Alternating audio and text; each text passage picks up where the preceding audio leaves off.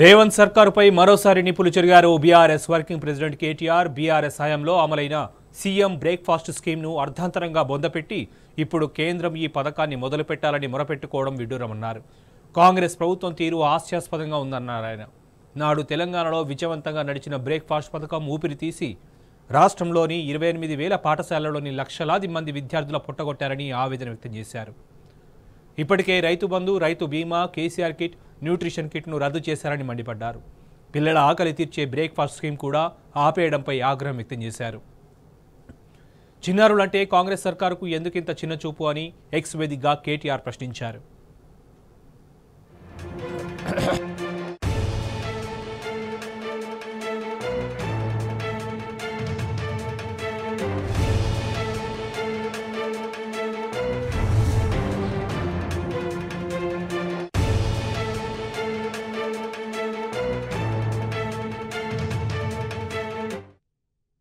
రేవంత్ సర్కారుపై మరోసారి నిప్పులు చెరిగారు BRS working president KTR. BRS హయాంలో అమలైన సీఎం బ్రేక్ఫాస్ట్ స్కీమ్ను అర్ధాంతరంగా బొందపెట్టి ఇప్పుడు కేంద్రం ఈ పథకాన్ని మొదలుపెట్టాలని మొరపెట్టుకోవడం విడ్డూరమన్నారు.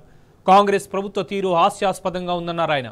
నాడు తెలంగాణలో విజయవంతంగా నడిచిన బ్రేక్ఫాస్ట్ పథకం ఊపిరి తీసి రాష్ట్రంలోని 28,000 పాఠశాలల్లోని లక్షలాది మంది విద్యార్థుల పొట్టగొట్టారని ఆవేదన వ్యక్తం చేశారు.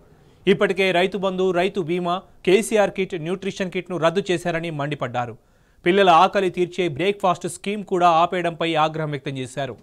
చిన్నారులంటే కాంగ్రెస్ సర్కారుకు ఎందుకింత చిన్నచూపు అని ఎక్స్ వేదికగా కేటీఆర్ ప్రశ్నించారు.